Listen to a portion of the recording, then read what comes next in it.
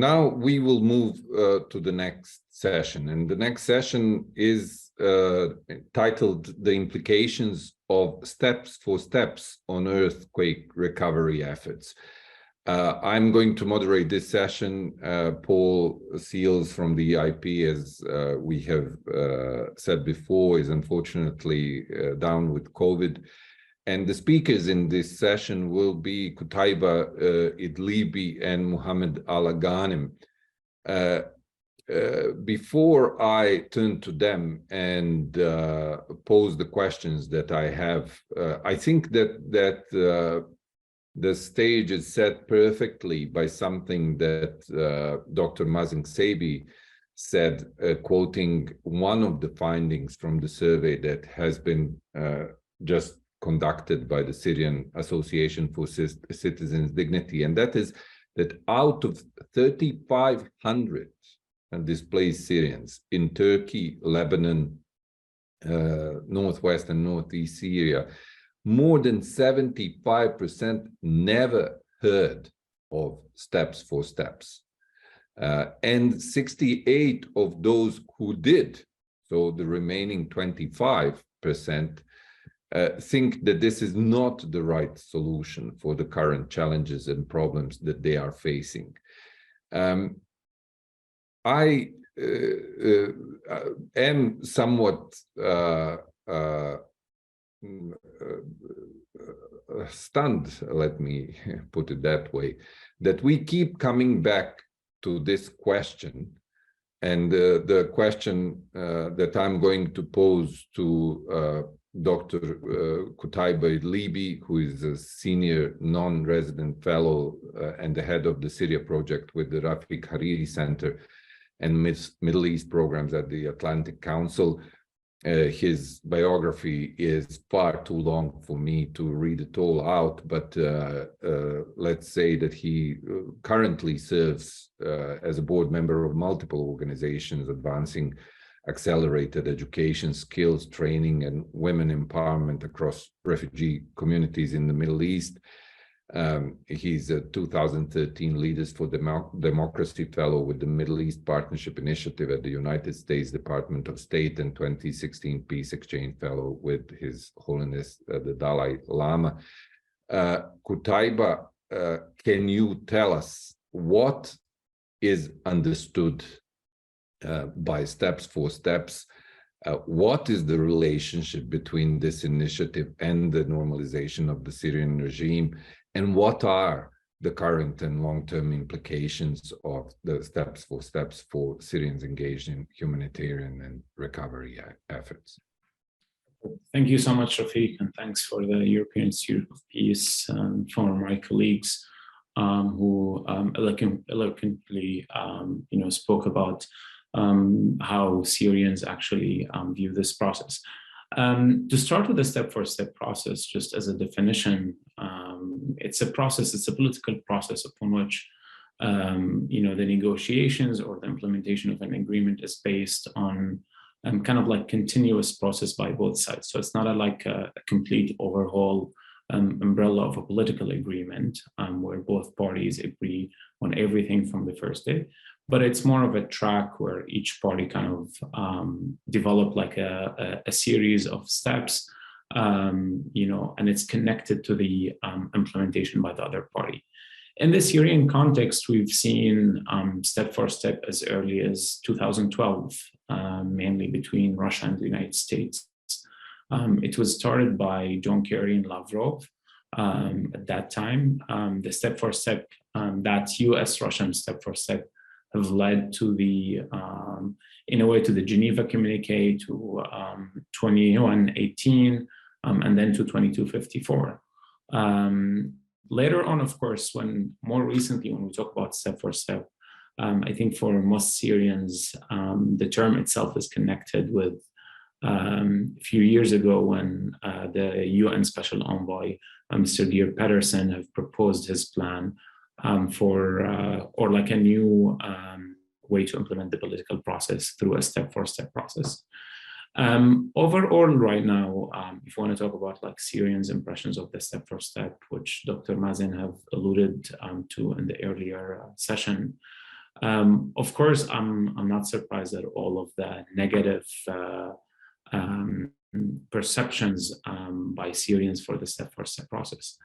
And I would always say this is, one is connected to how other countries have processed the step-for-step process. We've seen, I think more recently, the Jordanian step-for-step process talks about like mutual steps by both Jordan, regional countries and the international community in return for some concessions by the Assad regime. And I think I would also blame this negative perception of the step-for-step to the vagueness that have surrounded the international process that was set by the UN and by the Special Envoy's office.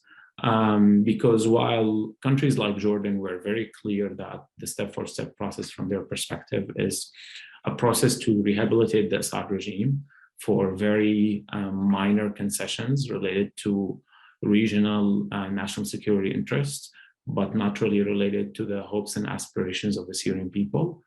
The Special Envoy's office has not been very clear on what the step-for-step process implemented by the UN and by his office would mean. It wasn't really clear for Syrians whether would that mean actually the full implementation of 2254. Is that a step-for-step process that would lead to increase the leverage, the political leverage of the opposition, to put more pressure on the regime to sincerely come back to the negotiations table? Is it designed for Russia and Iran to exert more pressure on the Assad regime to commit to the political process? Or is it actually part of the regional approach, rapprochement to the Assad regime? What I think of the step-for-step process, I think we've identified two, and I'll identify a third one that would actually be beneficial for the Syrian people. I think for the first one, for the UN Special Envoy's step-for-step process, I think it's really hard to judge whether this, the outcome of this process would actually help the Syrian people achieve their aspirations or impact the Syrian regime in a negative or positive way or not, because we don't really have information on what the step-for-step process entails. The Special Envoy has been very active, especially in the last few years, around talking to different parties about the step-for-step process. But we haven't really seen, at least as Syria watchers, as Syrians themselves,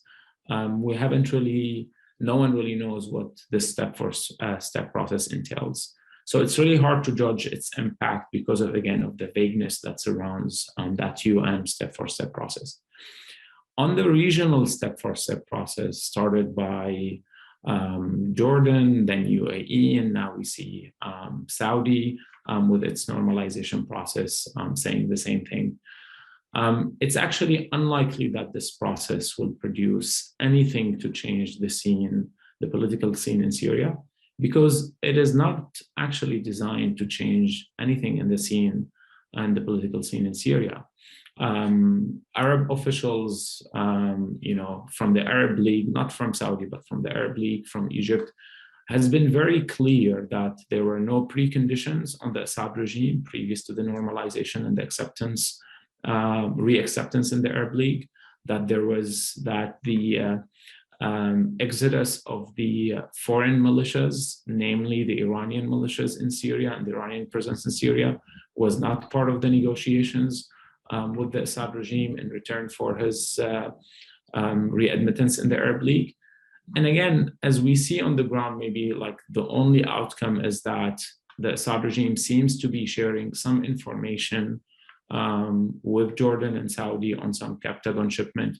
We've seen an increase in capturing Captagon in both Jordan and Saudi. But other than that, there is no change, no matter what, on the Syrian political scene and on the behavior of the Assad regime. And it is unlikely, because the Assad regime sees, on one hand, the regional powers competing to normalize him, to establish relations with him. And we've seen that within Arab partners. We've seen clear competition between Saudi and United Arab Emirates on who's going to bring Assad back into the Arab fold. The United Arab Emirates was working since 2018 to bring Assad back and was hoping that by 2024, they would be able to bring him back into the Arab League. And it seems that Saudi kind of like felt that competition and wanted to kind of like jump the wagon and bring Assad back before UAE would be the country that would bring Assad back to the fold. This is very problematic because from Assad's perspective, there is no reason whatsoever for the Assad regime to give any concessions for those regional countries, not for Syrians, but even for their own national security interest, whether it is Captagon, whether it is the smuggling networks that are bringing weapons to Jordan and Saudi, whether it is the return of refugees. None of those files would have, whether it is the Iranian presence in Syria. The third step-for-step process that I would like to address is one that hasn't been kind of like discussed by like any of the parties. It's one that I think Syrians themselves should approach and should develop. Right now, as previous speakers has mentioned, we are seeing three different Syrias in Syria. A Syria controlled by Turkey, a Syria controlled by the United States, and a Syria controlled by Russia and Iran. And in a way, Syrians are really outside of this equation. We've seen Russia, Turkey, and the United States agreeing on a ceasefire in 2020. We've seen the three same parties agreeing on reducing what we can call the tools of violence that are available to the different Syrian parties to wage war in 2018. And we've seen that, at many points that they come back together again and again to make decisions related to the Syrian people. But it's very clear that for those three parties, the current borders to the conflict, the current conflict lines are there to stay. And that, at least from the United States perspective, it seems that the current situation presented in a semi-stable ceasefire is the actual solution to that Syrian conflict from a Western perspective, as in freezing the conflict as is the best solution that could be produced, considering the unwillingness of the Assad regime, Iran, and Russia to come back to the table seriously. So as this situation will extend, where we see a continuation of the current status in Syria, Syrians in northern Syria, Syrians in neighboring countries are the ones, to be honest, who would not get the benefit of the time of waiting until something else changes in Syria, until the international community does or changes its behavior to the Syrian file. So in that regard, when we talk about step for step, there's an opportunity, I think, to utilize existing channels. And I'll name specifically, there's an opportunity to benefit from the Turkish-Syrian negotiations happening in Moscow. There's an opportunity to benefit from the American-Syrian negotiations happening in Oman, with the last session happening in February, to actually get some benefits for those Syrians without really providing any political legitimacy or any political benefits to the Assad regime. And mainly that could be by actually trying to expand the Syrian state institutions umbrella, namely in civil registration, land registration, and education, to cover areas that are liberated by the Assad regime. So at least Syrians in those areas would not be considered anymore a national security threat for the regional countries and for the international community, because they don't have the proper identification documents. And it would help actually those communities feel that they don't live in kind of like separate containers than other Syrians. Today, in the three different Syrias, we have different government identification cards. We have different education systems. We have almost zero accessibility between those three areas. So in a way, the international community's response is actually leading to a semi-division of Syria, even if it's not recognized officially. So I think there's an opportunity to utilize those existing tracks to at least get something out for Syrians who are in northern Syria, because the current tracks as they are, whether it is in the region, whether it is in Turkey, whether it is with the United States, they're not really taking any of Syrians' interests, unfortunately, in mind. So that's why maybe where we have an opportunity to plug in some of what Syrians would really want and need in the medium term. Until there is an opportunity, actually, that's when we can benefit from time. And maybe over time, Russia and Iran can pressure Assad to come back to the negotiations table where a political solution might be viable. Thank you, Qutaiba.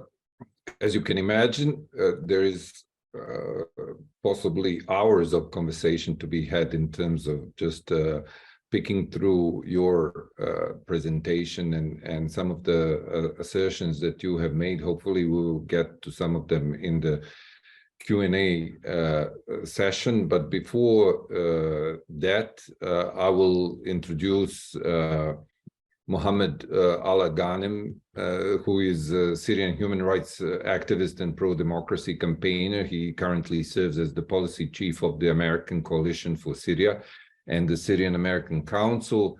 He was involved in the Syrian pro-democracy struggle since its early days in 2011. He's a pioneer of organized Syrian American political advocacy in the United States.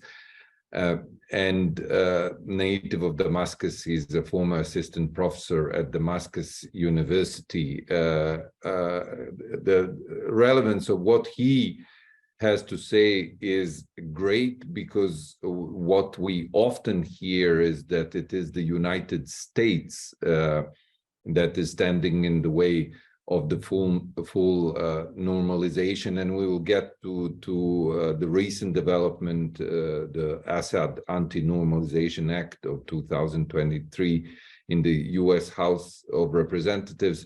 But before that, let me ask you, Mohammed, what from your perspective is the regime's response to the four steps initiative, or whatever we want to call it, has been so far? Okay, well, thank you so much, Refik, and I appreciate your kind invitation and the opportunity to address you on this important topic. Just to provide a little bit of, my colleague Qutaiba did a wonderful job of basically setting the context for this conversation. But I just maybe to add a little bit more to it, I would say this UN quest for a resolution to the conflict is not new. It was launched 12 years ago when Kofi Annan was appointed as joint UN Arab League special envoy, joint UN and Arab League special envoy on the Syrian crisis. Annan at the time had a substantive plan, but it was met with intransigence on the part of the regime. And further military escalation. So Annan didn't last long in that job. He resigned, and another senior diplomat was appointed as Joint Arab League UN Special Envoy on the Syrian crisis, and that was Al-Akhtar Ibrahimi. He lasted about 2 years, and then he resigned as well in frustration, and he blamed the Assad regime for not cooperating at all with the UN effort. And then Stefan de Mistura was appointed. He lasted 4 years in the job under his tenure, I would say, because I followed that very closely. The political process deteriorated the most.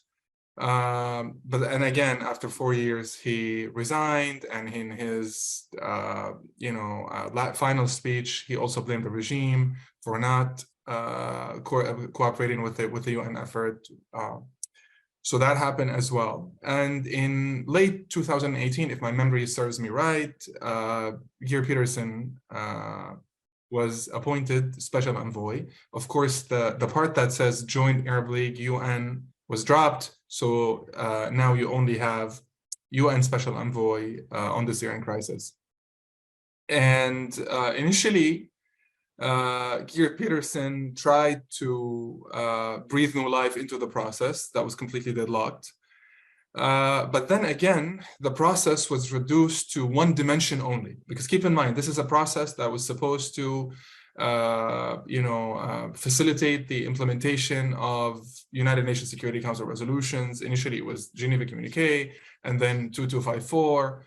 So you're supposed to address things comprehensively.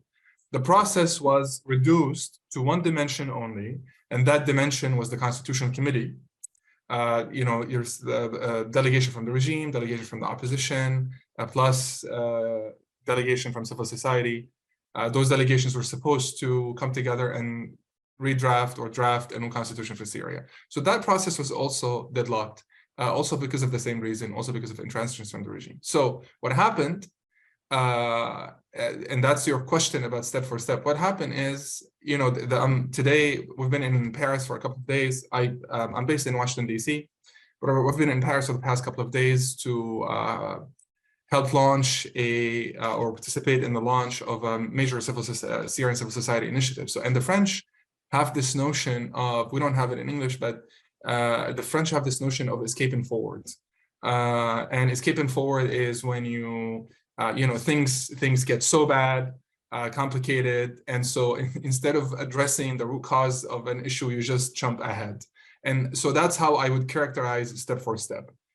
Everything else had failed, and instead of taking a step back, having a reckoning with why things got to this point, what is wrong? We've been doing this for 12 years, okay? What does the data tell us? What does the data indicate? Instead, further grasping at straws happened, and that's how I would say step for step took place. Now, the thing that is most concerning about step for step, and it's nothing new today, it's like now, when we say step for step, we mean the approach that was proposed by Mr. Peterson, then step for step is about 2 years old now. The first time we heard of it was in 2021. We're in 2023, so it's almost 2 years old now.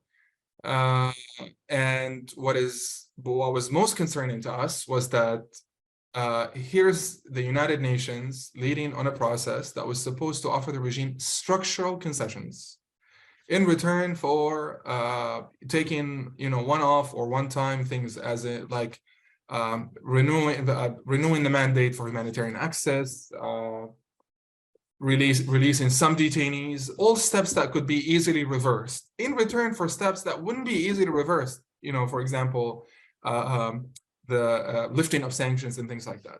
So the process itself was of concern to us. Nonetheless, the regime pretty much rejected the process. Of course, the regime has always used UN diplomacy as a means for buying time to exact further concessions from Arab countries or from the international community or from the United Nations.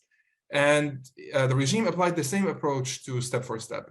So until most recently, Faisal Muqdad, I think it was May 23rd, so less than a month ago, after the Amman meeting, Faisal Muqdad was asked about step for step, and he was like, oh no, we didn't discuss step for step. What we discussed, the step for step that we discussed was a step for step for reintegrating Syria, a step for step for economic recovery, a step for step for fighting terrorism, because he said you can't do these things overnight, so they're going to take time. So we're going to take steps.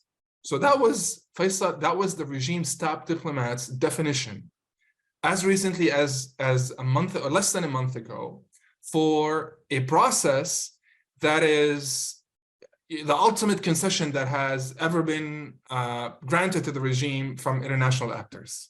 The regime is still not happy, clearly. Of course, the regime is more interested in the full-on, free normalization process that's underway in the region now. That's happened for different reasons, and I'll get to that in a minute. That's what the regime is interested in. No change on the part of the regime. No meaningful concessions.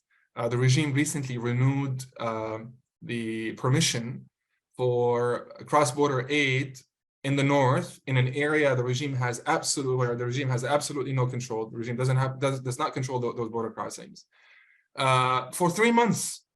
So this is how the regime is approaching this process. The regime would like to receive significant, hard to reverse structural concessions in return for things such as the example that I just shared with you. Doesn't seem to be interested in changing its behavior, changing its conduct, or exploring a different approach, or saying this has gone on for too long, so maybe we need to try something new. And no, the regime is interested in the free, I call it free normalization, that's taken place in the region. So we had to, of course, this is unacceptable to us as Syrian civil society. This is unacceptable to us in the Syrian American community, Syrian American organizations.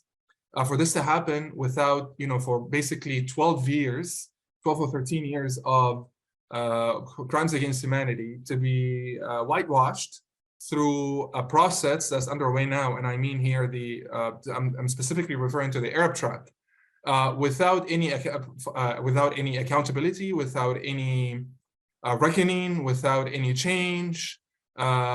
That this is unacceptable to us. So Syrian American organizations proceeded, when this happened, in response to this process, to working with lawmakers in Congress.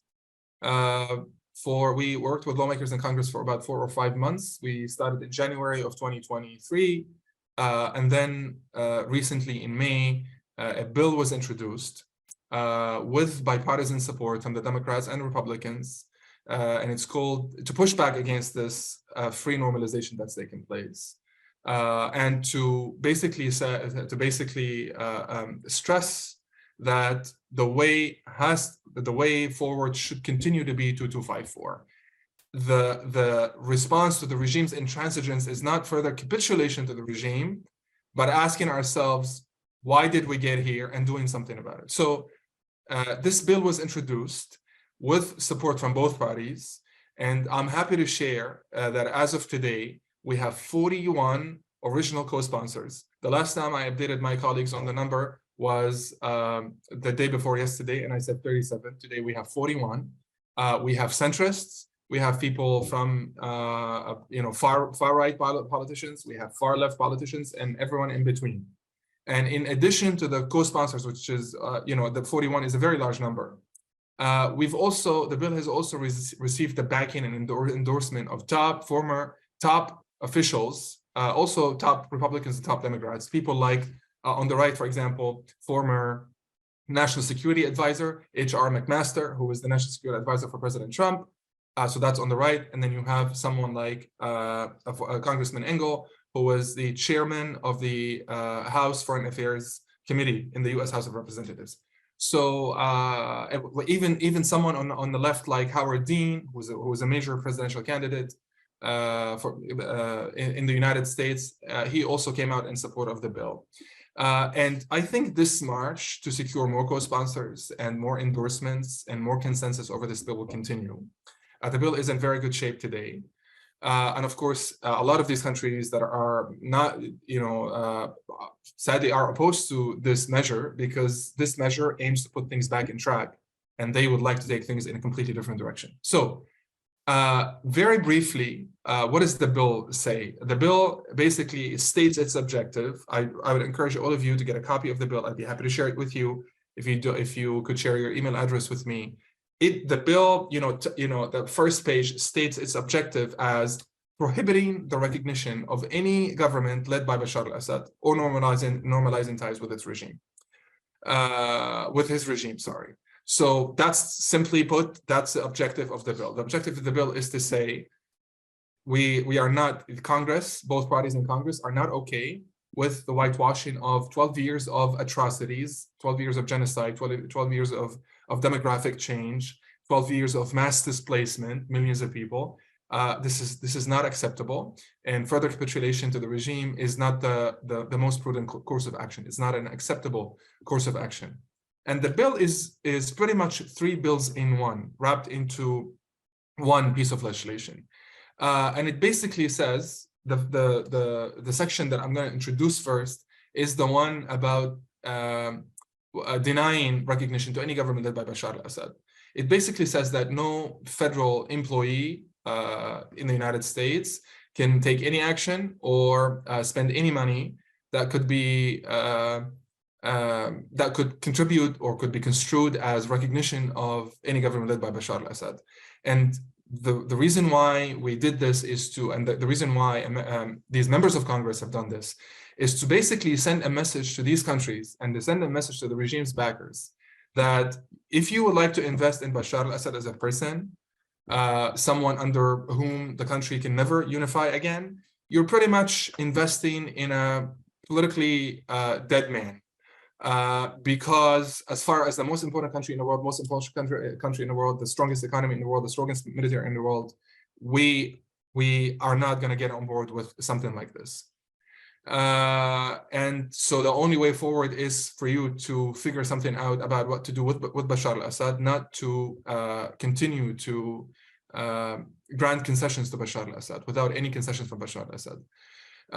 Now, the bill also calls on, or not calls, it actually mandates that should it be enacted into law, it will become US policy to also fight, actively oppose, that's what the bill says, actively oppose normalization by other countries. And it actually lists names. It says Turkey, Saudi Arabia, United Arab Emirates, Algeria, Bahrain, Lebanon, Iraq, etc. So the bill names names as well. So that's the first section, and I'd be happy to provide more detail in the Q&A session.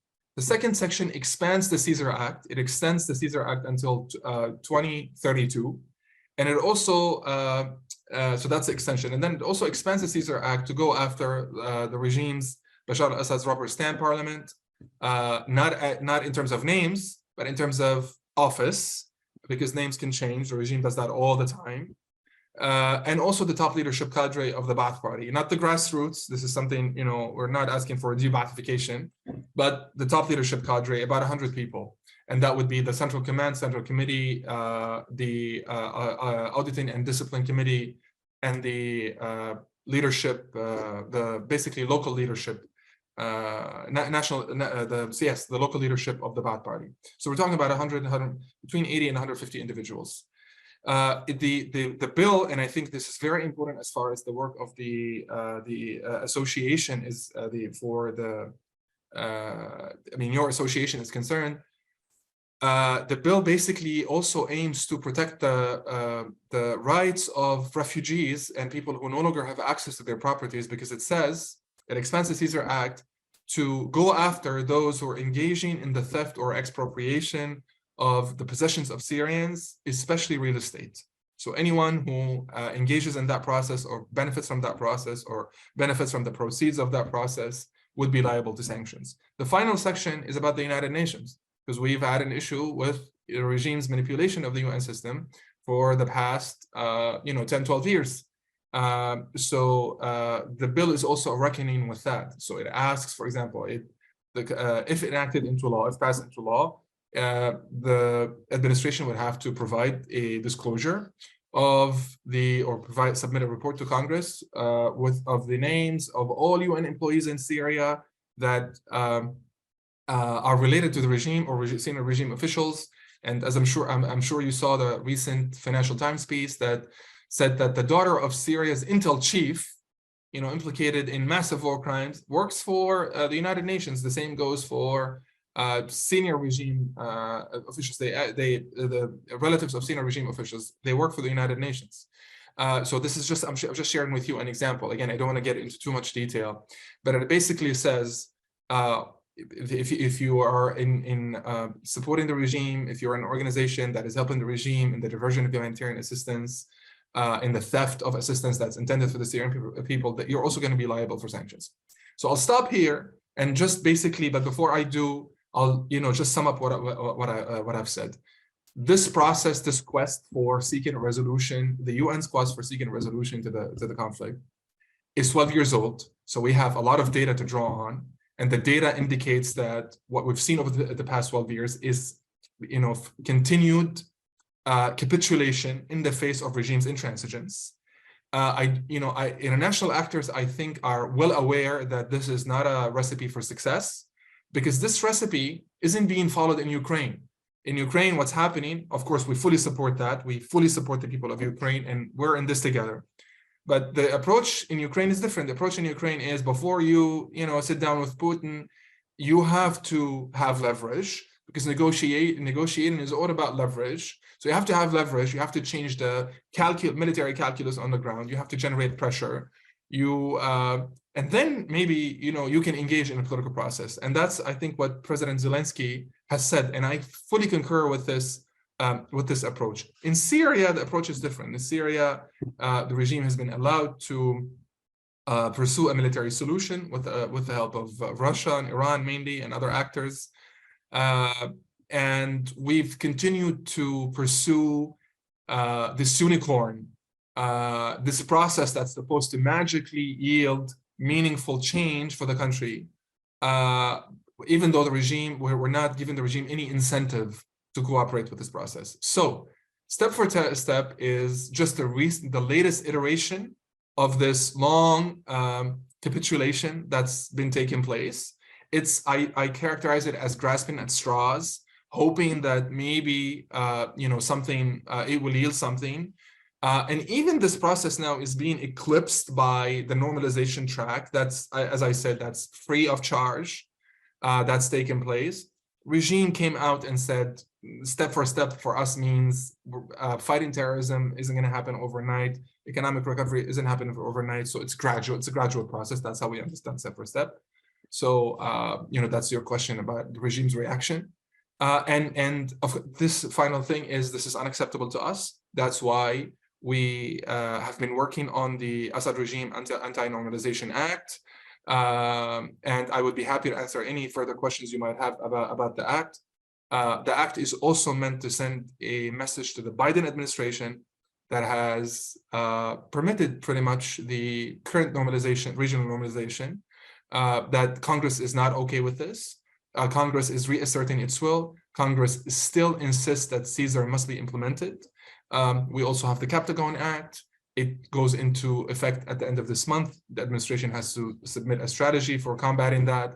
So what we're trying to do is to reclaim, at least in the United States, reclaim US-Syria policy and work with Congress so that Congress can reclaim US-Syria policy and at least say, no, Congress is not on board with that, and it's going to reassert its will. Thank you. Thank you. And I will ask you, before I go to Qutaiba, for a very brief response on the back of what you just said, and that is, where does the US administration, the Biden administration, stand right now on the issues that you have raised as part of the Anti-Normalization Act? That is one thing. And the second also, but I would ask you to please be brief and very concrete. What will the passage of this act, if it happens, mean for steps for step? Will this initiative be alive at all if this act is passed, considering the influence of the US? Okay, I'll take the second question, Qutaiba. Do you want to do the first one? Sure thing, yeah. On the first one, I think for the Biden administration, any regional or cross-regional stability is very much wanted from the administration perspective, because it would help them focus more, one, on what's happening in Ukraine, and two, on the global power competition with China. So while the administration is publicly opposing for normalization, publicly saying that it would not normalize, and I can see that there is no benefit that the United States can get from normalizing the Assad regime. However, the regional normalization helps achieve the US administration vision to create more stability in the region, so it would focus again on other issues around the globe. Would that be beneficial for the United States over the long term?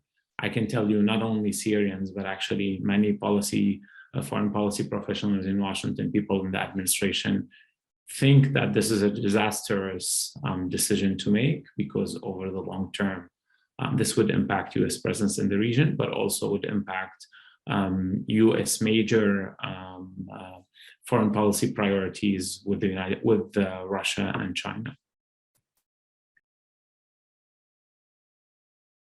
Thank you, Qutaiba. I will come back to you with another question, but Mohammed, please go ahead. So if enacted into law, I think this would redefine, redefine the terms, and I think that's the main thing that we're interested in. If enacted into law, this bill would basically make it illegal for the United States to cooperate or collaborate with any process that would result, or the outcome of which would be recognition of any government led by Bashar al-Assad. And I think all of these international actors eventually, especially the regime's backers, I think that's what they're hoping for, because the objective is to, fully rehabilitate the regime, reintegrate the regime into, institutions, get reconstruction funds. And I can't stress that enough. This is the holy grail, reconstruction, get reconstruction and lift sanctions. So if this bill were to be enacted, it would throw a huge wrench into all of that, and it would make it impossible, or at least very challenging, very difficult for this administration or any future administration to, to collaborate with a process like this. It would also make it incumbent on the executive branch, again, whether it's this administration or any future administration, to actively oppose these normalization efforts. So I think it would help put things back on track, and maybe usher a new approach. Now, having said that, I can't claim that the passage is, this bill is in the bag, and the prospects for passage are what is, we have 100%. We're 100% certain that this is gonna. No, it's an uphill fight.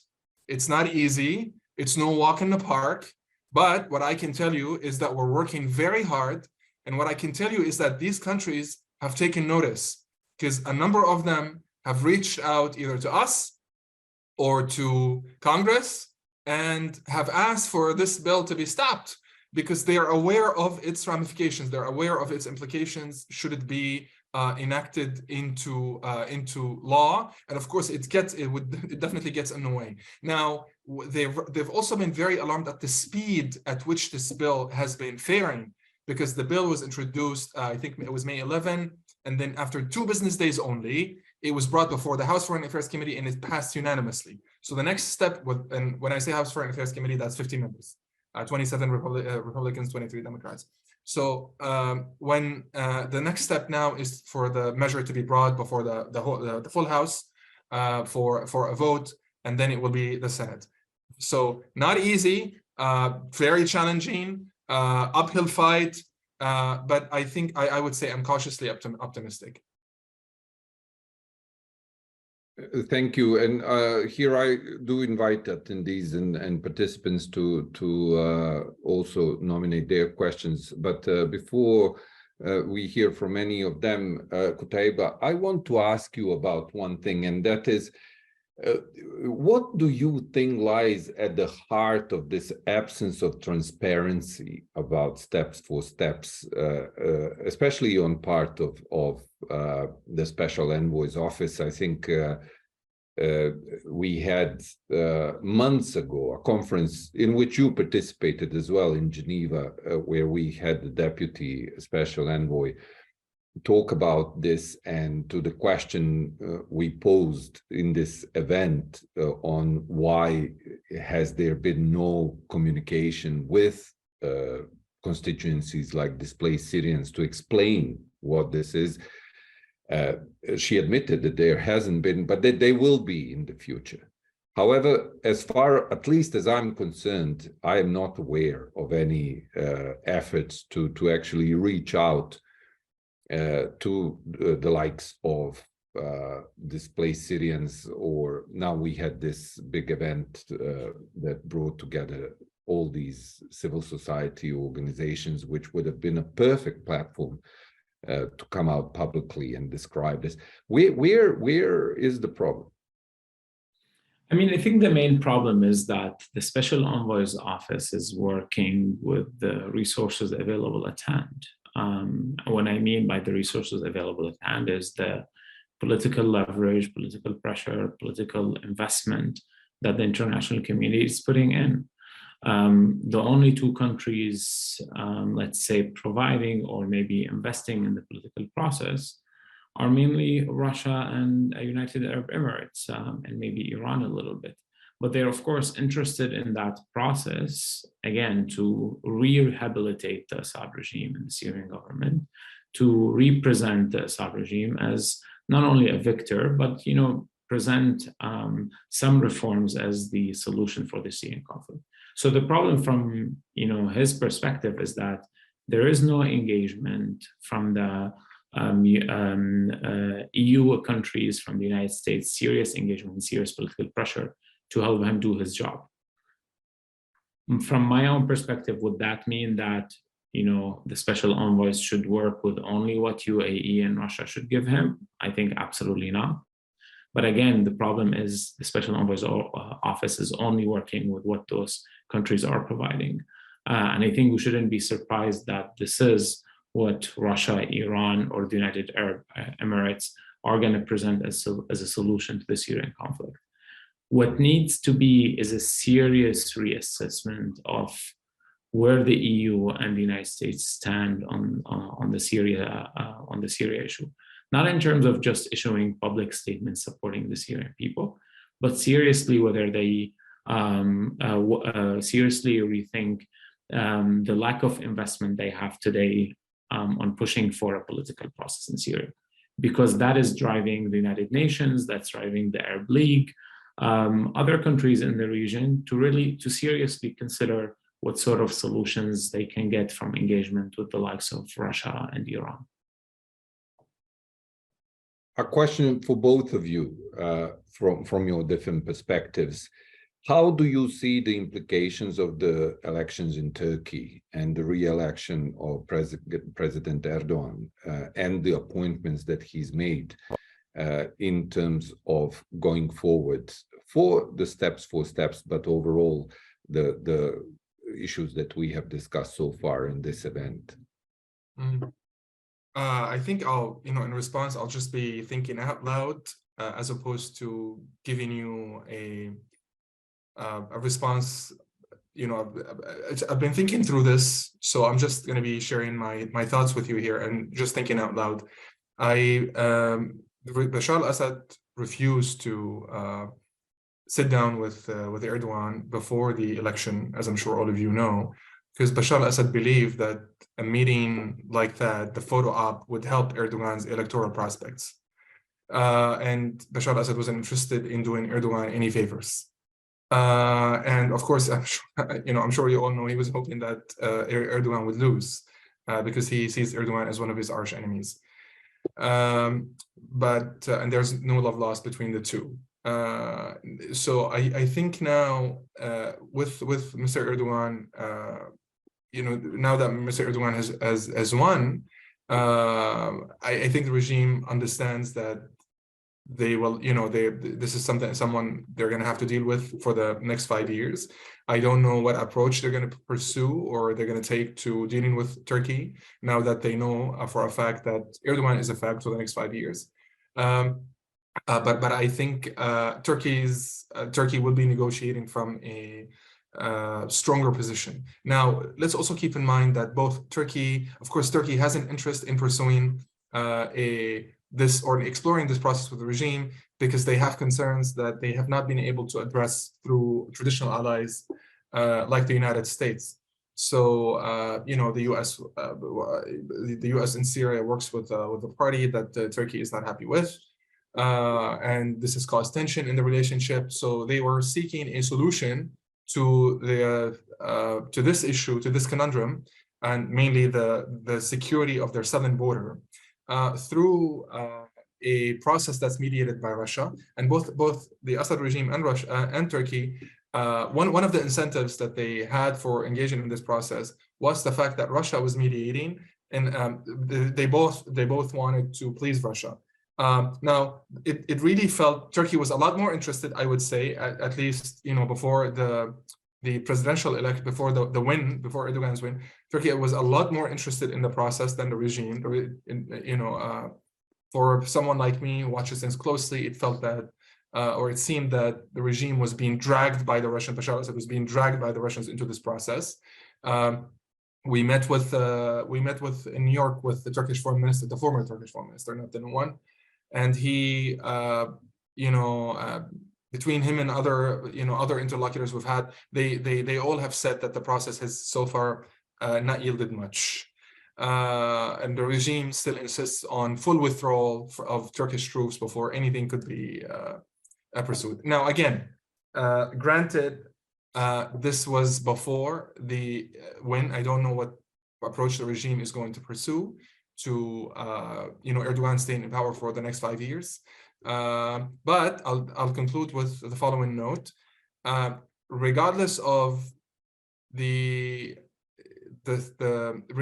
regardless of how Turkey recalibrates the way it's engaging with this process now, Turkey will continue to be interested in "quote unquote" managing what it now I think sees as reality, to like reality in the south, to its southern border, I mean.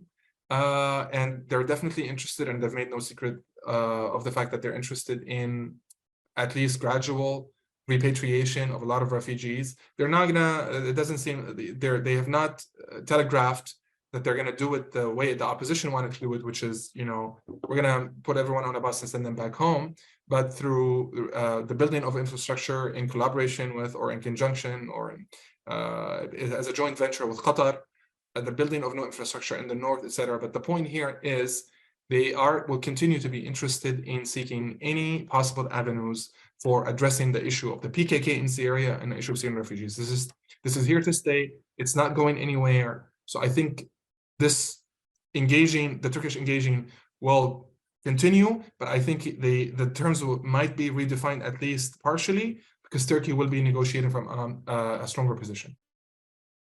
Qutaiba? I mean, we reached the point where Mohammed said everything needs to be said, but I guess I'll have to say some of that again. I mean, I think definitely Turkey feels more comfortable, and the Turkish leadership, Erdogan, feels more comfortable after the election.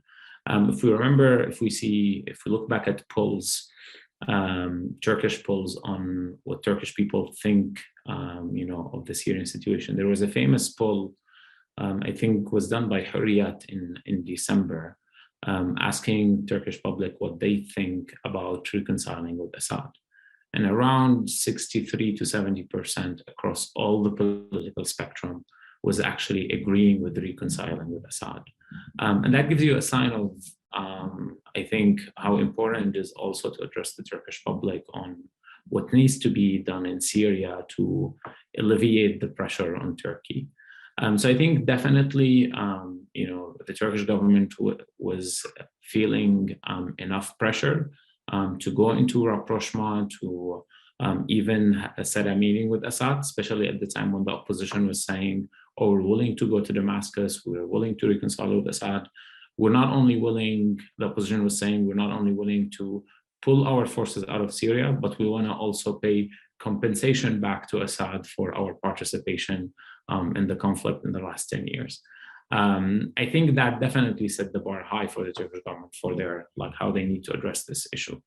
Today, despite all of the rhetoric, the anti-Syrian rhetoric in the elections, I think the government feels more empowered with its Syria policy. We've seen Kalan, who's currently the head of the intelligence, and other officials from the Turkish government clearly coming out and saying there is no need, or there's not going to be any meeting in the near future with Assad himself, that we're taking things slowly. But regardless of just the optics for the Turkish public, I think the Turkish government is very much constrained with the Turkish national security interest in Syria. And the Turkish national security interest in Syria does not really allow in any major shift, does not really allow any major shift in its policy. Turkey needs to stay in Northwest Syria militarily, in governance, politically, because they are afraid about PYD, YPG having access or controlling back that area. They're worried about terrorism threats coming from that area. And they're worried about the waves of refugees that can additionally come from that region if the Assad regime or any other parties take control of that area. So there isn't really any space for negotiations there from their perspective. And of course, in Northeast continues to be a major issue for Turkey. But I think maybe the overwhelming support compared to the rhetoric, to the polls that were before the elections, the overwhelming win that the AK Party coalition, that Erdogan's coalition had during the elections might actually be positive in terms of trying to find solutions with the United States for all the major issues in that Turkish-American divorce. And maybe that is the opening for a Turkish-American solution for the situation in northern Syria that cements the international investment in the north, that cements the leverage that Syrians and Syrian opposition and parties against the Assad regime have in that area until there is a solution. So again, I'm positive. I feel positive about where Turkish policy could be now. I feel positive about the cabinet, overall, the people who will be running the Syria file, who are in charge of like the different agencies that will have to care for Syria, have been working on Syria for long. Yes, they know Syria very well. They know, of course, the region very well. But also they are very ideological about what needs to be done in Syria for Turkish national security interests over the long term. So it's not the type of people who want to reconcile with Assad. It is the type of people who would want to, again, cement Turkish interest in northern Syria for the short or medium term, and until there is another opportunity for a political solution.